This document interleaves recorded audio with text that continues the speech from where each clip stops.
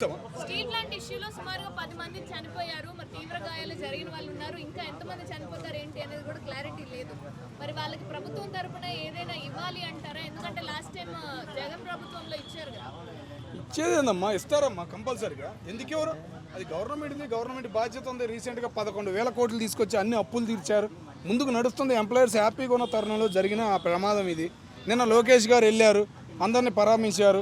కొంతమంది వేసిన సెటర్లకి సరైన సమాధానం చెప్పాడు. ఈరోజు మార్నింగ్ చెక్కులు వెళ్ళినాయి 25 లక్షలు. మిగతా పరిహారం కూడా కోటి రూపాయలు డబ్బులు ఇస్తే సరిపోయిద్దా? వాళ్ళ కుటుంబాలకు ఉద్యోగాలు ఇచ్చి వాళ్ళ కుటుంబాలను ఆదుకునే బాధ్యత తీసుకుంది గవర్నమెంట్. దీనిలో మళ్ళీ ఏదో చేద్దాం అనుకుంటే ఎట్లా? చాలా రాంగ్ కదా అది. మరి కంపల్సరిగా కూటమి ప్రభుత్వం వాళ్ళకి సాయం చేసిద్ది. పాత వాళ్ళు చేసిన తప్పుల వల్లే ఇలా జరుగుతున్నాయని పవన్ కళ్యాణ్ గారు నిలదీస్తున్నారు. దానిలో తప్పులేదు కదమ్మా. అంటే స్టీల్ ప్లాంట్ లో జరిగిన సిచ్యువేషన్ వల్ల వాళ్ళు చనిపోవడం అనేది పాత ప్రభుత్వానికి సంబంధం ఏంటంటే ఎందుకు పాత ప్రభుత్వం మీద నిందలు?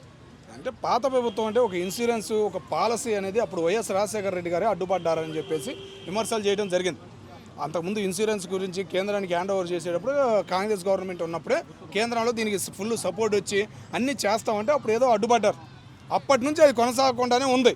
తర్వాత కరోనా వచ్చిన తర్వాత కొద్దిగా అప్పులు పాలయ్యి ఆ అప్పుల్లో నుంచి కోలుకోలేక దగ్గర 6 నెలలు 7 నెలలు జీతం లేకుండా వాళ్ళు అల్లాడిన రోజులు కూడా ఉన్నాయి. చాలామంది అది ప్రైవేటీకరణ చేస్తామంటే అడ్డుపడ్డారు కొంతమంది. కానీ అది కాకుండా ఎట్టగొట్ట కేంద్రం కూటమి ప్రభుత్వం వచ్చిన తర్వాత ఇది ఇచ్చింది ఆదాయం. అట్లాగే ఈ మధ్యకాలంలో జరిగిన కొన్ని ప్రమాదాలకి జగన్మోహన్ రెడ్డి గారి గవర్నమెంట్లో ఇచ్చారు. బాగానే ఉంది, ఇచ్చారు. ఇవ్వలేదని ఎవరన్నారు? వాళ్ళందరినీ తీసుకొచ్చి ఇప్పుడు పెట్టుకుని పక్కన వాళ్ళని మీడియా ముందు నువ్వు మాట్లాడితే ఎంత బాగుంది. నేను ఇచ్చాను వీళ్ళకి నష్టపరిహారం అంటే ఎంత బాగుంటుంది. నువ్వు వీళ్ళకి ఏం చేస్తావు? కూటమి ప్రభుత్వాన్ని ఏం నిలదీస్తావు? నష్టపరిహారం చేయమని చెప్పి డిమాండ్ చేయాలి. కానీ నేను ఇచ్చాను అని తీసుకొచ్చి నీ లెక్కలన్నీ చెబితే మీడియా ముందు ఎట్లా అనిపించింది?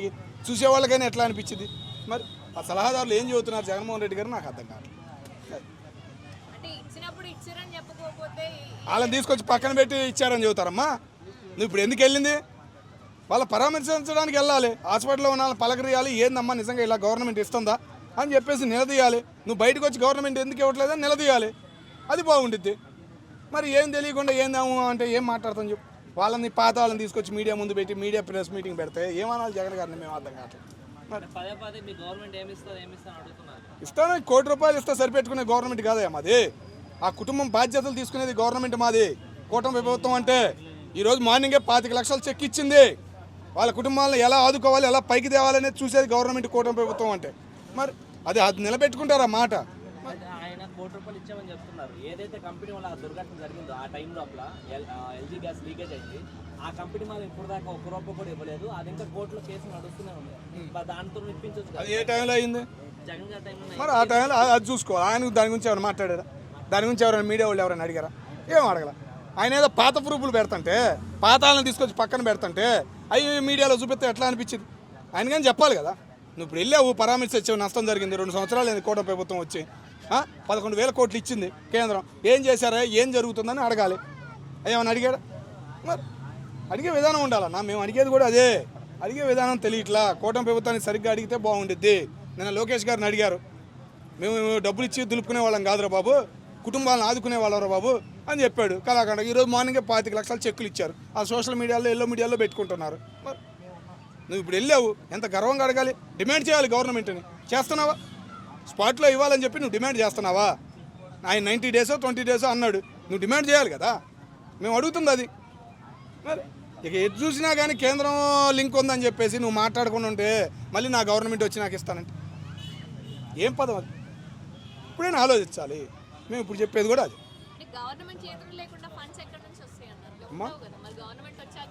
డిమాండ్ చేయమని అడుగుతున్నానమ్మా, నేను ఇవ్వమని అడగట్లేదు. గవర్నమెంట్ని డిమాండ్ చేయమని అడుగుతున్నా. డిమాండ్ చేసేవాడు ఎవడు లేకపోతే ఎట్లా? నువ్వు ప్రతిపక్షంలో ఉన్నావు, గవర్నమెంట్ని డిమాండ్ చేయి. ఇవ్వాలి అని చెప్పేసి పట్టుబట్టి కూర్చో.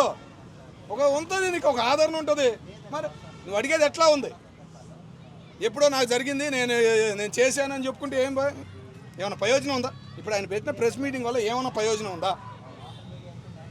మరి రేపు ఎవరో ఒకడు యూట్యూబ్ వాడు ఇవాళ వాళ్ళకని చెప్పి గట్టిగా ఉన్న వాళ్ళకి బదులు గవర్నమెంట్ తిట్టాడు. గాడే హైలైట్ అవుతున్నాడు కదా. ఈయన ఏమైనా అవుతున్నాడా? ప్రతి దానికి నా గవర్నమెంట్ వచ్చి నాకు ఇస్తానంటే ఏమనుకుంటారు జనం? ప్రతి విషయంలో అదే అంటున్నారు కదా జగన్ గారు. ఏమనుకుంటారు జనమైనా? ఏమనుకుంటారు? జగన్ ఫ్యాన్సే బాధపడుతున్నారు. ఇప్పటికైనా మారాలి, చక్కగా మాట్లాడాలని చెప్పేసి మేము కోరుకుంటాం. నమస్తే సార్. నమస్కారం అండి. మీడియాలోనే ఒక అద్భుతం అంటున్నారు, నష్టపరిహారం ఇచ్చినా కూడా ఈరోజు మీడియా ముందుకు తీసుకొచ్చి నేను నష్టపరిహారం ఇచ్చానంటున్న జగన్మోహన్ రెడ్డి గారి గురించి మీ అభిప్రాయం?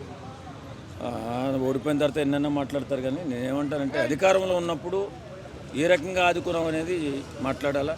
సరే, ఇప్పుడు సంఘటన జరిగింది, కొంతమంది చనిపోవడం జరిగింది, కొంతమంది క్షతగాత్రులు అయిపోయారు. కాబట్టి ఈవేళ ప్రభుత్వం ఒక 25 లక్షల రూపాయలు ఆ పిల్లల చదువులకు కానీ వాళ్ళు ఉండటానికి కానీ ఏర్పాట్లన్నీ ఆ స్టీల్ ప్లాంట్లో ఎలా అయితే ఉంటున్నారో అలాగే ఉంటూ చదువుకునే విధంగా ప్రభుత్వం అన్ని ఏర్పాట్లు చేసింది, ఓ రకంగా సాయం చేసింది అనుకుందాం. సరే, ఈవేళ జగన్మోహన్ రెడ్డి గారు వచ్చినప్పుడు ఆయన ఏం మాట్లాడాలి? అమ్మ, మా పార్టీ తరఫున మనిషికి ఇంత ఇస్తున్నామని చెప్పి ఏదో మాట్లాడితే బాగుండేదేమో అనిపించింది నాకైతే. అది మాట్లాడుకుంటా నేను వస్తాను, ఎప్పుడో 3 సంవత్సరాల తర్వాత ఆయన వచ్చి అది వస్తాడంట, ఆయన వచ్చిన తర్వాత నష్టపరిహారం ఇస్తాడంట, ₹1 కోటి ఇస్తాడంట. ఇప్పుడు లేదా? పార్టీ ఫండ్ చాలా ఉందిగా, ఇవ్వచ్చుగా, చచ్చిపోయింది ఎక్కువ మంది అని కాదు కదా. అంటే ఎలా అంటున్నాను ఏమనుకోవద్దు. ఇప్పుడు నాయకుడు అనేవాడు ఖచ్చితంగా ఆపద సమయంలో ఆదుకోవాలి నాయకుడు అనేవాడు, అంతేగాని ఎప్పుడో తర్వాత ఎప్పుడో ఇస్తాననేది అది జరిగే పని కాదు, అది ఎప్పటికీ జరగదు. కాబట్టి నేను ఏమంటానంటే జగన్మోహన్ రెడ్డి గారు ఇప్పటికైనా సాయం చేసే చేతిగా మారాలి. ఎందుకంటే అధికారంలోకి నేను వస్తానని చెప్తున్నాడు కదా. అలా చెప్పేటప్పుడు ఎప్పుడు సాయం ఇప్పుడు ఆర్థికంగా ఇబ్బందులు పడేవాళ్ళు, అన్యాయం అయిపోయిన కుటుంబాలను ఆదుకునే పరిస్థితి చూడాలి తప్ప, లేదు ప్రభుత్వాన్ని డిమాండ్ చేయి గట్టిగా. ఏంటి మీరు 25 లక్షలు ఎందుకు ఇచ్చారు, ₹1 ఇవ్వాలి కదా అని, ఎందుకు ఇవ్వలేదని దీక్ష చేయి, పోరాటం చేయి, ఏదైనా అవకాశం ఉంటే ఏదైనా చెయ్యి, కానీ వాళ్ళకు న్యాయం చెయ్యి. ఇలా ఉండాలి తప్ప నేను వచ్చిన తర్వాత ఇస్తానమ్మా, నేను 3 సంవత్సరాల తర్వాత మనమే సీఎం అయిపోతున్నావు అంటే నువ్వు సీఎం అవుతున్నావో లేకపోతే ఏమవుతున్నావో ఎవరికి అర్థం కాదు. ఎందుకంటే సాయాన్ని మర్చిపోయాం, ప్రజల పక్షాన్ని నిలబడడం మర్చిపోయాడు, అసెంబ్లీకి రావడం మర్చిపోయాడు. ఎప్పుడన్నా ఇలాంటి యాక్సిడెంట్లో ఎవరన్నా చనిపోతేనే వచ్చి పరామర్శించడం, ఏదో మాట్లాడడం, వెకిలి నవ్వులు నవ్వడం, వెళ్ళిపోతున్నాడు. కానీ ఇప్పుడు ప్రత్యక్షంగా జరిగింది, కొన్ని కుటుంబాలు అన్యాయం అయిపోయి వాళ్ళని ఏ రకంగా ఆదుకోవాలి, మన తరపున ఏ రకంగా ఆర్థికంగా నిలబడాలనే ఆలోచన లేదు. ఎప్పుడూ ప్రభుత్వాన్ని నిందించడం, ప్రభుత్వం ఏం చేయలేదని చెప్పడం, ఈయన ఏదో చేస్తున్నట్టుగా బిల్డప్ ఇవ్వడం, ఇదే కదా ఆయన చేస్తున్న పని. కాబట్టి నేను ఏమంటానంటే జగన్మోహన్ రెడ్డి గారు ఇప్పటికైనా మించిపోయింది లేదు, ఇంకా 3 సంవత్సరాల టైం ఉంది. అన్ని విషయాల్లో గట్టిగా నిలబడాలన్నా మాట్లాడాలన్నా అసెంబ్లీ వేదిక, నీకు ప్రతిపక్ష హోదా ఇవ్వకపోయినా వచ్చి నిలబడి ప్రజల పక్షాన్ని మాట్లాడండి. అధికారం ఎవరికి శాశ్వతం కాదు, రేపొద్దున నీకు రావచ్చు అధికారం. కాబట్టి నేనేమంటానంటే ప్రజల పక్షాన్ని నిలబడకపోతే ఏదో మాయమాటలు చెప్పి అలా పైపైన తిరిగేసి వెళ్ళిపోతే మాత్రం నీకు ఎప్పటికీ కూడా అధికారం రాదు. ఇవాళ స్టీల్ ప్లాంట్ విషయంలో జగన్మోహన్ రెడ్డి చేసింది అదే. ఖచ్చితంగా ఆయన నిలబడే పార్టీ తరఫున కనీసం 10 లక్షలు 5 లక్షలు, కుటుంబానికి 2 లక్షలు సాయం చేస్తే నీ సొమ్మేం పోయిందంటున్నా. ₹1,000 కోట్ల ఆర్థికంగా బలపడి ఉన్నావు, కోటాను రూపాయలు సంపాదించుకుని ఉన్నావు ఇప్పుడు. కాబట్టి నేనేమంటే జగన్మోహన్ రెడ్డి గారిని విమర్శించడం కాదండి, ఇది వాస్తవం చెప్తున్నా. మనం కలిగిన దాంట్లో ఆపదలో ఉన్నవాడికి సాయం చేసే బుద్ధి రావాలి అందరికీ. ఇప్పుడు ₹10 సంపాదించుకున్నాం, 10 సంపాదించుకున్న దాంట్లో అధికంగా ఇబ్బంది పడేవాడికి ₹1 ఇస్తే నష్టమే ఉంది. అందులోనే నువ్వు ప్రజానాయకుడిని అని చెప్పుకుంటున్నావు, నేనేదో గొప్ప చేశానంటున్నావు, గొప్పగా పరిపాలన చేశానంటున్నావు. మరి ఇంత పెద్ద మాటలు మాట్లాడేటప్పుడు నీ సాయం అని చూస్తే సున్నా కనపడుతుంది. ఆర్థికంగా ఎవరిని ఆదుకున్నట్లేదు, మాటలు మాత్రం గట్టిగా మాట్లాడుతున్నావు. అంటే సింగిల్ పార్టీ అంటున్నారు కదా, మరి సింగిల్ పార్టీ ఫండ్ నుంచైనా ఏమైనా ఇవ్వచ్చు కదా. ఈ సన్నాసులు తెలియదంటే సింగిల్ అనేది మ్యాండేటరీ కాదురా, సింగిల్ అనేది మ్యాండేటరీయా రాజకీయాలలో. ఎర్రి మాటలు ఎకిలి మాటలు కాకపోతే సింగిల్గా ఏం సింగిలే వచ్చి బొచ్చు. నువ్వు రేపు పొద్దున్న ఏదన్నా సీట్లు తక్కువ వస్తే ఇంకోటి కలుసుకుని ఇప్పుడు విజయ్ ఏం చేశాడా, 107 సీట్లు వస్తే 12 సీట్లకు 5 పార్టీలో 4 పార్టీలు కలుపుకున్నాడు. సింగిల్గా వచ్చి పీకేది ఏముండదు. ఎప్పటికైనా రాజకీయాలలో చిన్న పార్టీలని కలుపుకుని ముందుకెళ్ళడానికి కారణం ఏంటంటే ఒకవేళ గెలిస్తే వెనకబడినటువంటి వర్గాల్లో ఉన్నటువంటి వారిని కూడా ముందుకు తీసుకెళ్ళడం అంటారు. ఇది కలిసి వెళ్ళడం తప్ప మ్యాండేటరీ కాదు. సింగిల్గా రావాలనో ఈ లెక్కన రాజశేఖర రెడ్డి గురించి మాట్లాడితే చచ్చిపోతారు వీళ్ళు. రాజశేఖర రెడ్డి ఒక 4 పార్టీలతో 5 పార్టీలతో కలిపి పోటీ చేసి సీఎం అయ్యాడు.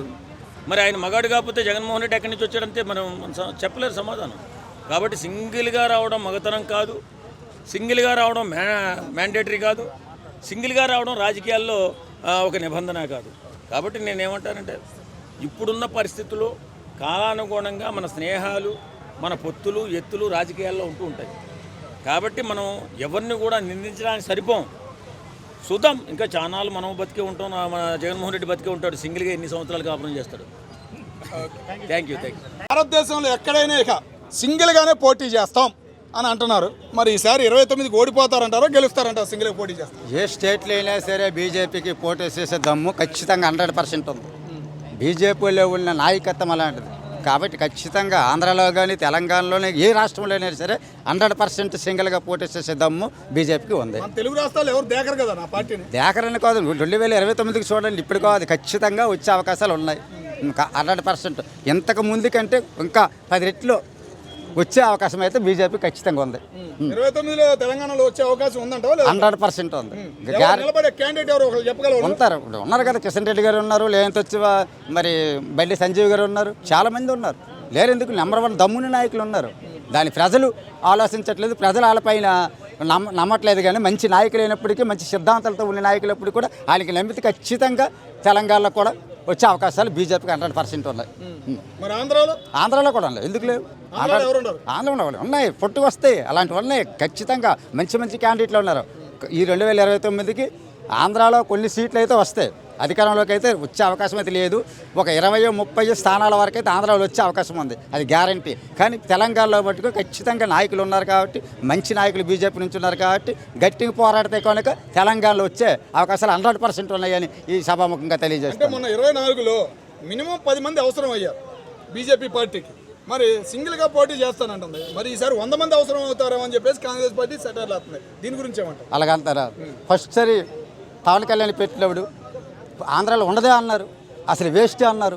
ఈనాడు ఏమైంది, డిప్యూటీ సీఎం అన్నాడు. ఆ టోలరెన్స్ కాదు, 2029కి చూడమంటున్నా, గతం కాదు, 2029కి చూడమంటున్నా. ఖచ్చితంగా బీజేపీ నిలబడుతుంది, ధీటుగా ఉంటుంది, బలంగా ఉంటుందని ఈ సభాముఖంగా మీకు తెలియజేస్తున్నా. ఆల్రెడీ స్టీల్ ప్లాంట్ 25 లక్షలు ఇస్తుందని చెప్పారు, సెంట్రల్ ఏమో 2 లక్షలు ఇస్తుందని చెప్పారు.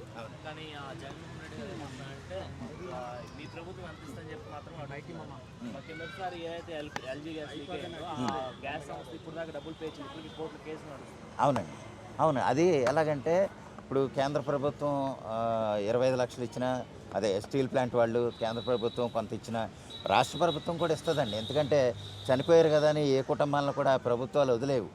పైగా వాళ్ళు ఉద్యోగం చేసే ఉద్యోగస్తులు, అందువల్ల ఏంటంటే వాళ్ళకి ఏ నష్టం, ఏ విధంగానూ నష్టం జరగకుండా, వాళ్ళ కుటుంబాలు కూడా ఉన్నాయి కాబట్టి వాళ్ళకి నష్టం జరగకుండానే ప్రభుత్వం తగిన చర్యలు అయితే చేసుకుంటుంది, నష్టపరిహారం చెల్లిస్తుంది. అయితే ఏంటంటే గతంలో ఏదో ప్రకటించేసి ఇవ్వకుండా ఉన్నాయి జగన్మోహన్ రెడ్డి గారు ఆ స్టీల్ ప్లాంట్కి సంబంధించి, అదే మన ఎల్జీ పాలిమర్ గ్యాస్కి సంబంధించే కదా, అలా చాలా ఉన్నాయండి ఇవ్వకుండా ఉన్నాయి, కోర్టులకు ఎక్కినాయి. కానీ ఏంటంటే వీళ్ళు అలా కాదనమాట, ఇస్తానన్నది అయితే ఖచ్చితంగా వాళ్ళకి వాళ్ళ కుటుంబాలకు ఏ విధంగానూ నష్టం జరగకుండానే చూస్తారు, అందులో అయితే సందేహం లేదు. ఈసారి మీటింగ్ అయినప్పుడల్లా కోటి రూపాయలు ఇస్తా, నా గవర్నమెంట్ వచ్చినాక ఇస్తాను అంటున్నాడు.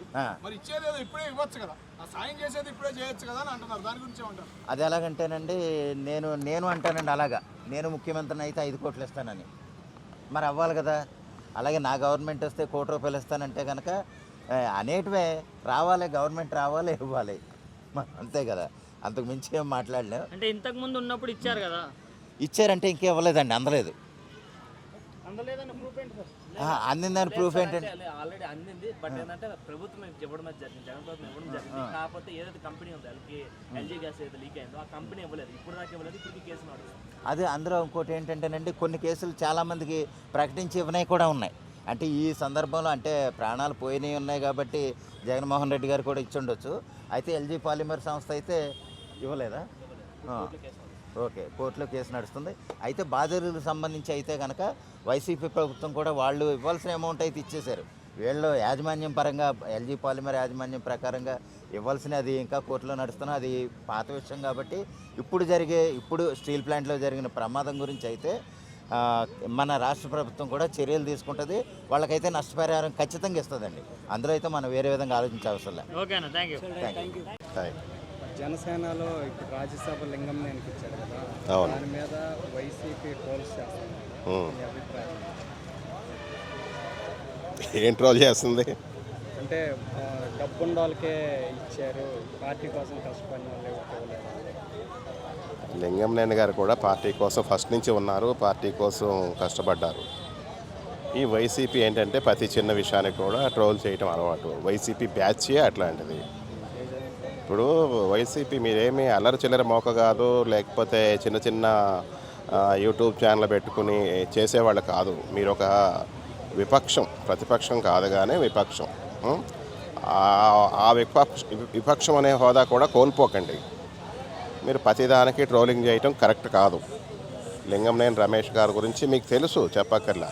కాకపోతే ఏంటంటే మీరు ప్రతిదీ కాదు, ఏదైనా తప్పు ఉంటే దాన్ని ఏదైనా ఎత్తి చూపించాలి, తప్పుని ప్రశ్నించాలి. రమేష్కి రాజ్యసభ ఇస్తే దాని గురించి ట్రోల్ చేసేది ఏముంది? ఏ పని పాట ఉండదా మీకు? ఏదైనా మంచిగా కార్యక్రమాలు చేయండి. ప్రజలకు ఏమైనా చేయాలేమో గవర్నమెంట్కి కూడా సలహాలు ఇవ్వండి. ఏమైనా పెండింగ్ వర్కులు, పెండింగ్ పనులు ఉంటే చేయమని చెప్పండి.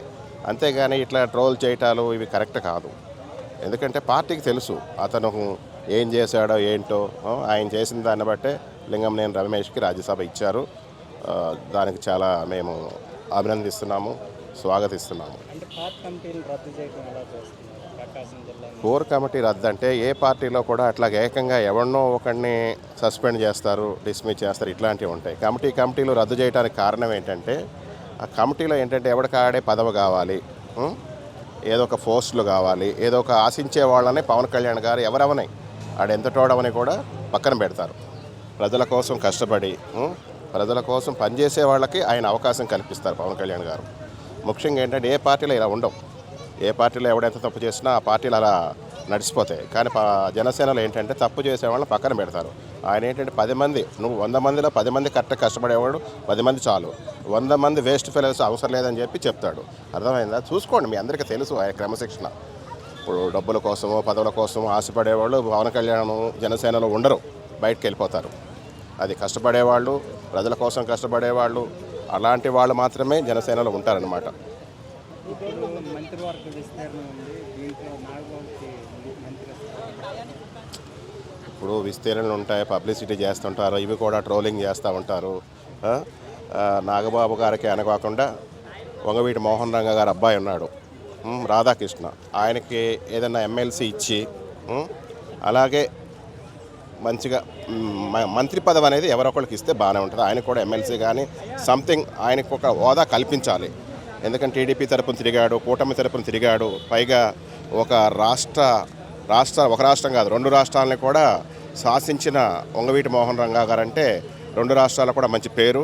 రంగా గారు అబ్బాయికి కూడా అలాగే ఏదైనా పోస్ట్ కల్పిస్తే టీడీపీ నుంచి బాగుంటుంది.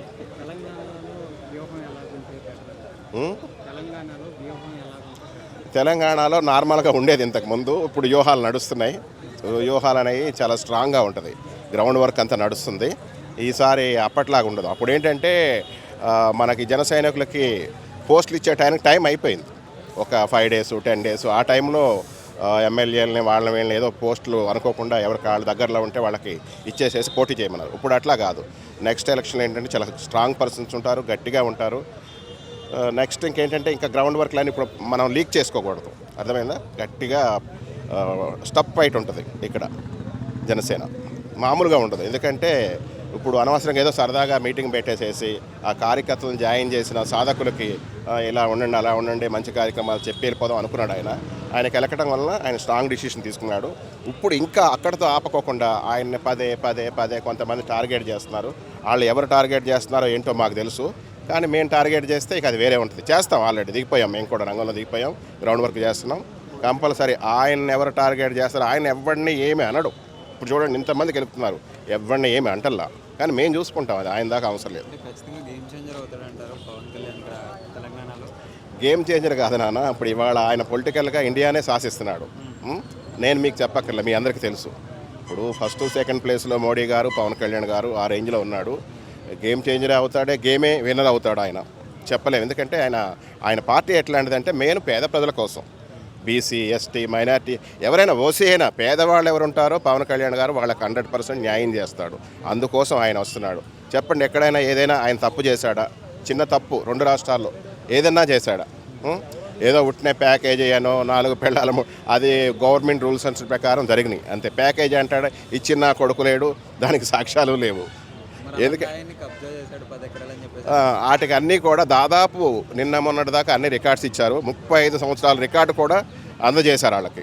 ఇంకేం కావాలి అంతే. ఎందుకంటే వీళ్ళు కొంతమంది ఏం చేస్తున్నారంటే ఈ పేటీఎం ఈ ఏటీఎం బ్యాచ్లు తయారైపోయి ఈ లక్షలు పోయినాయి, వాళ్ళ కోట్లకు అమ్ముడిపోయారు వీళ్ళంతా. ఒక చిన్న బ్యాచ్లన్నీ కానీ కోటీశ్వర్లు అయిపోయారు ఇప్పుడు వాళ్ళు. ఈయన టార్గెట్ చేయటం ఎందుకంటే ఇక్కడికి వచ్చాడు, ఇక్కడికి వస్తే ఈ కథ వేరే ఉంటుంది. ఇక ఏంటంటే వీళ్ళు పోయి వాళ్ళ కోట్లు ఇచ్చాం లాస్ అయిపోయామని చెప్పేసి కూడా ఇప్పుడు చాలా బాధపడుతున్నారు. పెద్ద పెద్ద లీడర్లు వెనకాల బ్యాక్గ్రౌండ్ ఉన్నారు వాళ్ళు ఎవరో కూడా మీ మీడియాకు తెలుసు, మాకు తెలుసు. రెండు రాష్ట్రాల్లో కూడా ఒకటి పేటీఎం ఒకటి ఏటీఎం అని చెప్పేసి తయారైపోయి రాజకీయాలు చేయండి, ప్రజల్లోకి వెళ్ళండి, ప్రజాసేవ చేయండి, పోటీ చేయండి. అంతేగాని ప్రతి ఒక్కడు పవన్ కళ్యాణ్ టార్గెట్ చేసేసి రాజకీయాల్లో గెలిచేసేసి ఎమ్మెల్యేలు ఎంపీలు మంత్రులు అయిపోదామంటే కుదరదు. అవుదాం అనుకున్నారు, ఇక అయిపోయింది మీ ఫినిష్. అక్కడ ఏమైంది చూశారు కదా, అదక పాతాళానికి తొక్కాడు. ఇక్కడ కూడా తొక్కుతాకే వస్తున్నాడు. సరదాగా మీటింగ్ పెట్టుకు వెళ్ళిపోయేవాడిని రేట్ చేశారు. అది పేద ప్రజలు చూసుకుంటారు. ఎందుకంటే అమ్మ తెలంగాణ అయినా ఆంధ్ర అయినా ఎవరైనా పేద ప్రజల పాలిట దేవుడు ఆయన. ఇప్పుడు ఆంధ్రాలో ఏం చేస్తున్నాడు చూస్తున్నారు మీరు. అలాగే ఆయన ఏంటంటే హిందుత్వం కోసం సనాతన ధర్మం కోసం పోరాడుతున్నాడు. దేశభక్తి ఉందని వీళ్ళందరూ ఏంటంటే దేశద్రోహులందరూ కలిసి పవన్ కళ్యాణ్ గారిని టార్గెట్ చేస్తున్నారు. దేశభక్తి ఉన్న ప్రతి ఒక్కళ్ళు కూడా మన దేశం కోసం గతంలో ఒకప్పుడు మొఘళ్ళు వచ్చారు, సర్వనాశనం చేసిపోయారు. బ్రిటిష్ వాళ్ళు వచ్చారు, సర్వనాశనం చేసిపోయారు. నాశనం కాదు, అత్యాచారాలు, మన వాళ్ళని ఆడవాళ్ళని మగవాళ్ళని చంపారు, ఎన్నెన్నో చేశారు. అవి తెలుసుకుని ఇక్కడి నుంచైనా దేశభక్తితో ముందుకు రండి, దేశాన్ని రక్షించుకోండి.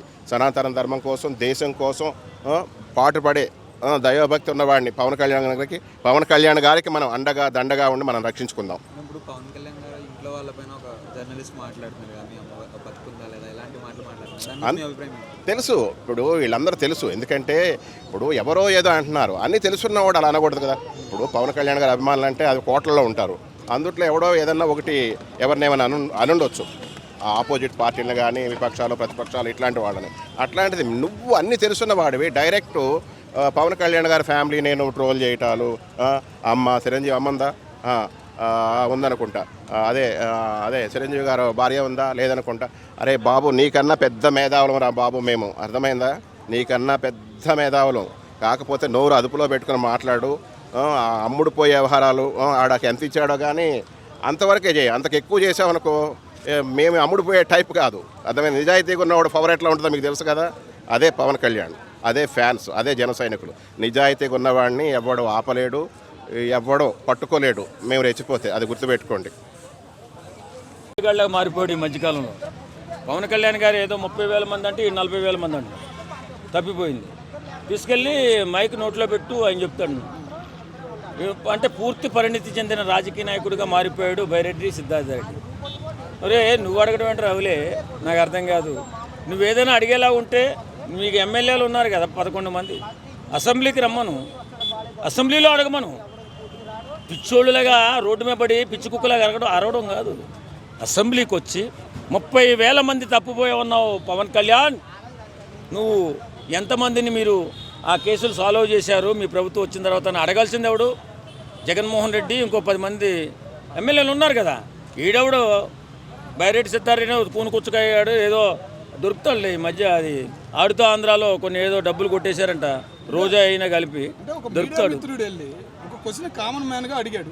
అడిగిన దానికి పవన్ కళ్యాణ్ గారు నోట్లో పెట్టి 40,000, ఒకళ్ళేమో 30,000, ఈయనేమో 33,000.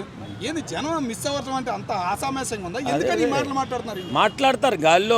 మన జగన్మోహన్ రెడ్డి ఎన్ని మాట్లాడతాడో వాళ్ళ అనుచరులు వాళ్ళు కూడా అన్ని మాటలు మాట్లాడతారు. రియలిస్టిక్గా వచ్చి అసెంబ్లీలో మాట్లాడండి రా బాబు అంటే ఎర్రిపప్పుల్లాగా మైకుల ముందుకు వచ్చి మైక్ నోట్లో పెట్టుకుని మాట్లాడేది ఎవరు? వైఎస్ఆర్ కాంగ్రెస్ పార్టీ. ఇది కాదు కదా. అక్కడ మనం అడిగే ప్రశ్నకి సమాధానం రాదు, కానీ అసెంబ్లీలో సమాధానం వస్తుంది. అసెంబ్లీలో పవన్ కళ్యాణ్ ఎదురుగా నిలబెట్టి జగన్మోహన్ రెడ్డి నిలబడి, పవన్ కళ్యాణ్ 30,000 మంది సుమారు తప్పిపోయారన్నావు కదా, ఏమయ్యారు, ఎంతమందిని తీసుకొచ్చారు, ఎంతమందిని సేవ్ చేశారు, ఆ కేసులు ఎన్ని కొలిక్కొచ్చాయని అడగాలి కదా. చేత కాదు, ఏదో సన్నాసుల్లాగా మారిపోయారు. జీతాలు తీసుకుంటున్నారు, బాగానే సంపాదించుకుంటున్నారు, కానీ నోట్లో ప్రజల పక్షాన్ని నిలబడి కానీ అభాగ్యుల పక్షాన్ని నిలబడడం కానీ చేత కానీ పార్టీ ఏదైనా ఉందంటే అది వైఎస్ఆర్ కాంగ్రెస్ పార్టీ. నేనేమంటానంటే బాధ్యత లేని ఇలా బయట ఉన్న డాగ్స్ మురగడం కాదు.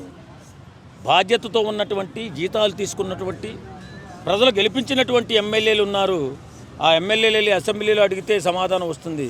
ఇలాంటి పిచ్చి కుక్కలు రోడ్ల మీద అడిగితే సమాధానం రాదు. అది గుర్తుపెట్టుకుని మాట్లాడాలా బైరెడ్డి సిద్ధార్థ రెడ్డి. నీకేం కెపాసిటీ ఉందని అడుగుతున్నావా? పవన్ కళ్యాణ్ అంత హేళనగా మాట్లాడితే మాకు చేతనవు. మేము నీకంటే ఎక్కువగా మాట్లాడగలుగుతాం. కారణం నీకు సబ్జెక్ట్ తెలియదు. పిచ్చోళ్ళ మాట్లాడి ఏదో యువకుల్లో ఏదో రెచ్చగొట్టి మాట్లాడి ఏదో చేద్దామంటే అది ఏ పని కాదు. నీకు కావాలంటే రమ్మను. నీకైనా దమ్ముంటే ఒక ఎమ్మెల్యేనన్నా వచ్చి అసెంబ్లీలో కూర్చోమను. నువ్వు అడిగిన ప్రశ్న ఎమ్మెల్యేని అడగమను. అప్పుడు తేలుతుంది అటు ఇటు. అంతేగాని పిచ్చి కూతలు, పిచ్చి మాటలు, అదే ఏవో మాట్లాడుతున్నాడు. అవన్నీ జరిగే పనులు కాదు. ఖచ్చితంగా వీళ్ళు అడిగిన దానికి 30,000 మంది తప్పిపోయారని చెప్పడం వాస్తవం. 40,000 కాదు, ఇదేదో ఎక్కడ కలగనట్టున్నాడు. 30,000 సుమారు 33,000 ఎంతో అన్నారు. ఏదేమైనా నువ్వు అడగాల్సింది ఎక్కడ? ఆ సమయంలో ఆ టైంలో ఎక్కడ అడగాలి అక్కడ అడగాలి. రోడ్డు మీద వచ్చి నువ్వు అడిగినా నేను అడిగినా ఒకటే, నువ్వు అరిసినా నేను అరిసినా ఒకటే, నువ్వు మురిగినా నేను మురిగినా ఒకటే. కాబట్టి నేనేమంటాను, నీకు క్లారిటీ రావాలి, ప్రజలకి అది ఉపయోగపడాలంటే అసెంబ్లీకి వచ్చి అడగండి. అది మీ బాధ్యత. మీరు తీసుకున్నటువంటి జీతానికి మీరు పనిచేసినట్టుగా ప్రజలు భావిస్తారు. రేపొద్దున అవకాశం ఉంటే మీరు బాగానే చేసుంటే ఖచ్చితంగా ప్రజలు మీ పక్షాన్ని నిలబడతారు. బుద్ధి తెచ్చుకుని జ్ఞానంతో మాట్లాడు బైరెడ్డి సిద్ధార్థ రెడ్డి. ఖచ్చితంగా నువ్వు అడిగిన దానికి పరిష్కారం లభిస్తుంది.